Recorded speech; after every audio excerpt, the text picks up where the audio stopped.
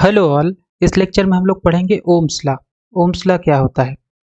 तो सबसे पहले जो करंट डेंसिटी होती है, द करंट डेंसिटी यानी volume current density is proportional to the force per unit charge. तो जो करंट डेंसिटी होती है, वॉल्यूम करंट डेंसिटी, वो क्या होती है? फोर्स पर यूनिट चार्ज के प्रोपोर्शनल होती है। यानी अगर आपके पास एक कोई चार्ज पार्टिकल है, उसके ऊपर अगर फोर्स लग रहा है तो टोटल फोर्स डिवाइड कर देंगे चार्ज से, तो उसके प्रोपोर्शनल होती है। यानी J is proportional to small F. Small F क्या है? Force per unit charge. तो अगर हम प्रोपोर्शनलिटी कांस्टेंट हटाएंगे तो यहाँ पे हमारे पास क्या आ जाएगा?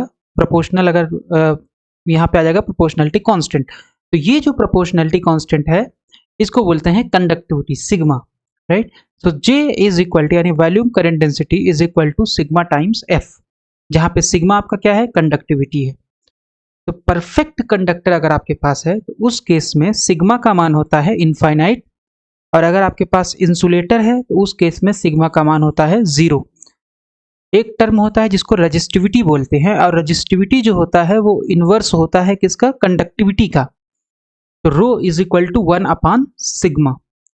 तो हमें पता है लॉरेंज फोर्स लाते, अगर हम इस इक्वेशन को देखें तो ये एफ क्या है? Force per unit charge. तो अगर कोई एक चार्ज पार्टिकल है, क्यों वो मैग्नेटिक फील्ड में ट्रेवल कर रहा है वी वेलोसिटी से, और वहीं पे अगर इलेक्ट्रिक फील्ड भी है, तो अगर इलेक्ट्रिक फील्ड है और मैग्नेटिक फील्ड दोनों प्रेजेंट है और चार्ज पार्टिकल मूव कर रहा है इन दोनों फील्ड्स में, तो उसके ऊपर जो फोर्स लगता है वो कौन सा फोर्स होता है? वो होता है लॉरेंज फोर्स।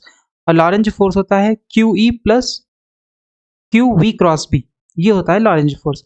लेकिन ये जो है फोर्स पर यूनिट चार्ज है, तो इसलिए यहाँ पे आ जाएगा, चार्ज से डिवाइड कर देंगे एफ का मान निकालने के लिए, तो ये आ जाएगा E plus V cross B. So J is equal to sigma E plus V cross B.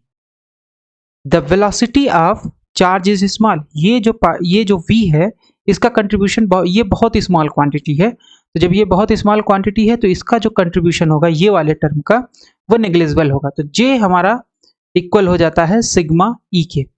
जे जो होगा यानी volume current density is equal to sigma times electric field. इसको बोलते हैं, इस इक्वेशन को ही बोला जाता है ओम्स लॉ। ठीक है, तो ये हमारे पास आ गया ओम्स लॉ, जे बराबर सिग्मा ई। नोट में देख लेते हैं कि for plasma we have to take contribution v cross b in j। तो प्लाज्मा की अगर बात करें तो वहां पे हमें क्या करना पड़ेगा? ये कंट्रीब्यूशन भी लेना पड़ेगा। यानी उस केस में j बराबर sigma E plus V cross B होगा, अगर प्लाज्मा है, क्योंकि प्लाज्मा में चार्ज पार्टिकल का मोशन बहुत तेजी से होता है। राइट। सो इसलिए v क्रॉस बी का टर्म आपको वहां पे इंक्लूड करना पड़ेगा। फॉर परफेक्ट कंडक्टर, अगर परफेक्ट कंडक्टर की बात की जाए तो सिग्मा कितना होता है? इनफाइनाइट।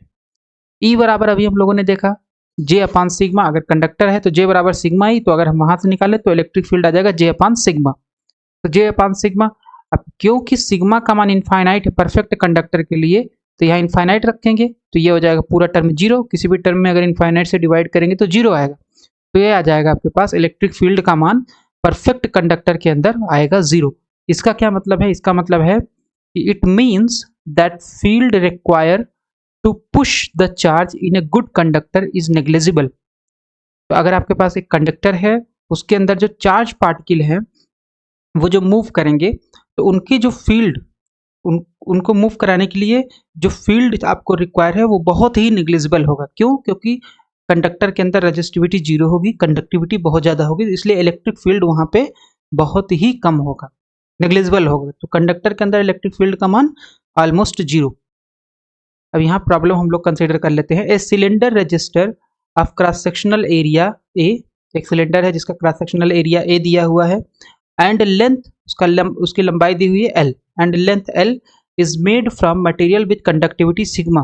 तो एक सिलेंडर है जिसका cross sectional area A, length capital L है, कंडक्टिविटी सिग्मा दी हुई है। If we stipulate that the potential is constant over each end and potential difference between the end is V, what current flows। तो आपको दोनों सिरों पे, cylinder के दोनों सिरों पे पोटेंशियल डिफरेंस दिया हुआ है V।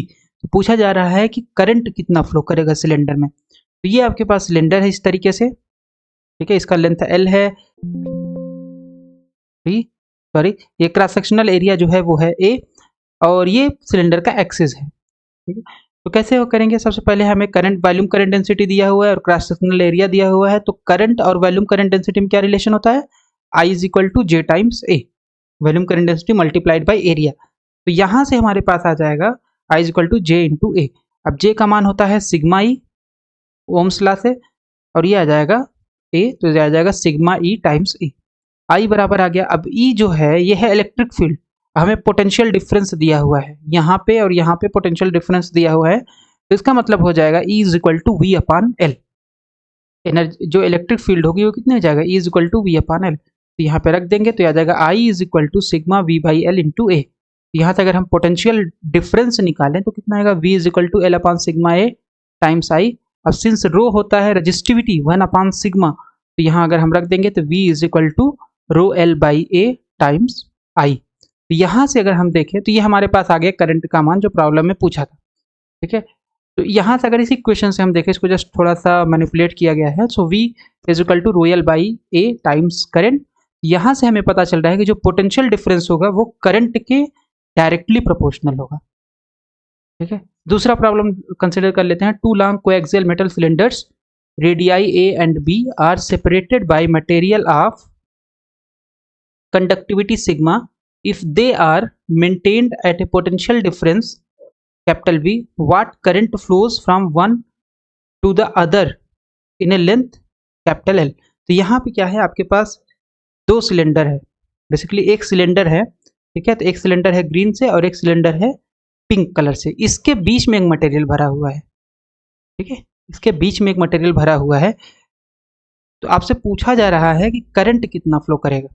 सबसे पहले हमें पता होना चाहिए कि अगर ये सिलेंडर है तो सिलेंडर से इस पॉइंट पे अगर मुझे इलेक्ट्रिक फील्ड निकालना है एट ए डिस्टेंस आर, कितना होता है, E is equal to lambda by 2 pi R epsilon not R cap. I is equal to current हमें निकालना है, तो करंट हमारे पास हो जाएगा I is equal to J dot D A. तो जे कितना होता है, करंट और वॉल्यूम करंट डेंसिटी में जो रिलेशन होता है वो ये है, I is equal to J dot D A. तो जे का मान रख देंगे sigma E Ohm's law dot D A ना जाएगा। अब ए जो है वो आ जाएगा lambda by 2 pi, sorry E जो है वो आ जाएगा lambda by 2 pi epsilon naught sigma sigma, और ये आ जाएगा, अब क्योंकि ये डी ए है, डी ए का मतलब ये सरफेस इंटीग्रल है, तो सरफेस इंटीग्रल अगर है तो अब हमें यहाँ पे इसका सरफेस लेना पड़ेगा, सरफेस एलिमेंट लेना पड़ेगा सिलेंडर का। तो सिलेंडर का जो सरफेस एलिमेंट होता है वो होता है R cap R D phi D Z, और इंटीग्रेशन कहाँ से कहाँ होगा, 0 से 2 पाई, और जेड कहाँ से कहाँ हो जाएगा, 0 से कैपिटल एल जो कि लेंथ ऑफ द सिलेंडर है। तो अब ये आर डॉट आर कैप हो जाएगा 1 हो जाएगा, R D phi D Z, तो डी अब क्योंकि लिमिट कांस्टेंट है तो अलग अलग इंटीग्रेशन कर सकते हैं, तो यहाँ से आर ये कैंसिल हो गया, ये आ गया lambda by 2 pi epsilon naught sigma, ये कांस्टेंट है बाहर आ जाएगा, यहाँ पे है डी फाई और यहाँ डी जेड। अब इसको इंटीग्रेट कर देंगे तो इसका मान आ जाएगा 2 पाई और इसका मान आ जाएगा एल। तो हमारे पास करंट का मान आ गया sigma capital sigma lambda upon 2 pi epsilon naught, sigma lambda upon 2 pi epsilon not 2 pi L. Solve कर लेंगे, 2 पाई से 2 पाई कैंसिल, तो आ जाएगा sigma lambda capital L upon epsilon not. यहाँ से अगर हम लेमडा निकालें तो लेमडा निकालेंगे तो आई के टर्म में आ जाएगा lambda is equal to I epsilon upon sigma L. ठीक है, ये आ गया हमारे पास।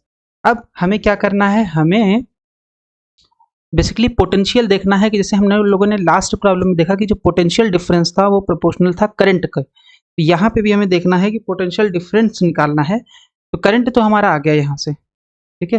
प्रॉब्लम में क्या पूछा था, if they are maintained at potential what current flows from one to the, okay तो हमें पूछा जा रहा है करंट, लेकिन लेमडा हमें दिया नहीं है प्रॉब्लम में, तो हमें क्या करना पड़ेगा, इस लेमडा का मान पोटेंशियल डिफरेंस के टर्म में निकालना पड़ेगा। इसीलिए हम यहाँ पे पोटेंशियल डिफरेंस का फार्मूला यूज करके, क्योंकि इलेक्ट्रिक फील्ड को हम रख देंगे डॉट डीएल करके इंटीग्रेट कर देंगे तो वहाँ से लेमडा आएगा, तो lambda in terms of potential कर लेंगे। अब फिर जो लेमडा का मान आएगा यहाँ सब्स्टिट्यूट कर देंगे, ये जो इक्वेशन 1 है, और हमारा प्रॉब्लम सॉल्व हो जाएगा। ठीक है, तो पोटेंशियल डिफरेंस या लेमडा का मान यहाँ से निकाल के यहाँ सब्स्टिट्यूट कर देंगे पोटेंशियल डिफरेंस में, तो भी करंट का मान आ जाएगा in terms of potential difference. Okay, so lambda हमारे पास आ गया इतना। डीएल जो होता है, अगर सिलिंड्रिकल पोलर क्वाड्रेंट, क्योंकि यहाँ सिलेंडर है तो सिलिंड्रिकल पोलर क्वाड्रेंट में डीएल का मान होता है R cap D R plus phi cap R D phi plus Z cap D Z. Potential difference between the cylinders, अब सिलेंडर का कहाँ से कहाँ तक, बी से A, right. E dot D L. एक का रेडियस है बी, एक का रेडियस है, तो बी से ए ई डॉट डी एल कर देंगे। ये डिफिनीशन है पोटेंशियल डिफरेंस का। यहाँ पे आपके पास आ जाएगा v is equal to minus integration from B to A. अब e जो है वो आ जाएगा lambda by 2 pi R epsilon not R cap, और dl जब ये पूरा रखेंगे, अब यहाँ पे फाई कैप है, तो जैसे ही R cap dot D L लेंगे तो phi cap dot R cap zero या R cap dot phi cap zero हो जाएगा, R cap dot Z cap zero हो जाएगा, तो जस्ट ये वाला टर्म बचेगा। ठीक है, तो इतना आ जाएगा आपके पास, क्योंकि R cap phi cap Z cap orthogonal होते हैं। तो यहाँ से इसको सॉल्व कर लेंगे, lambda upon 2 pi epsilon nought constant है, बाहर आ जाएगा। यहाँ बचेगा 1 by R D R integration from B to A minus lambda by 2 pi epsilon not, और ये है आपके पास 1 बाई आर का इंटीग्रेशन क्या होता है, लॉग आर। 1 बाई आर का इंटीग्रेशन लॉग आर। अब लोअर लिमिट है लोअर लिमिट है बी, अपर लिमिट है ए, क्या आ जाएगा minus lambda by 2 pi epsilon not, और ये आ गया log A minus log B, upper limit minus lower limit. Solve कर लेंगे, माइनस अंदर जाएगा तो ये plus log B minus log A हो जाएगा, तो लॉग बी बाई ए आ जाएगा। राइट, अब लेमडा का मान हमारे पास पहले से था, तो लेमडा का मान हम निकाल लेंगे यहाँ से इक्वेशन 1 से, यूज इक्वेशन 1। तो यहाँ हमारे पास था I epsilon not upon sigma L, और यह है 1 upon 2 pi epsilon not log B by A. तो अब इसको जस्ट सॉल्व कर लेंगे थोड़ा सा। ठीक है, तो एप्सिलॉन एप्सिलॉन कैंसिल हो गया, ये आ जाएगा log B by A times current upon sigma L into 2 pi. ठीक है, तो यहाँ से हमारे पास करंट का मान आ गया किसके टर्म में, पोटेंशियल डिफरेंस के टर्म में। तो ये प्रॉब्लम सॉल्व हो गया। लेकिन अगर हम यहाँ ध्यान से देखें तो जो हमारे पास पोटेंशियल है, क्योंकि ये पूरा टर्म कांस्टेंट है, तो इसका मतलब है पोटेंशियल डिफरेंस जो है प्रोपोर्शनल है किसके, करंट के। पोटेंशियल डिफरेंस किसके प्रोपोर्शनल है, करंट के। पिछले वाले प्रॉब्लम से भी हमने देखा था कि जो पोटेंशियल डिफरेंस था कंडक्टर के लिए करंट के प्रोपोर्शनल था, इस वाले प्रॉब्लम में भी पोटेंशियल डिफरेंस जो है वो करंट के प्रोपोर्शनल है। तो note for STD current del dot J is equal to zero.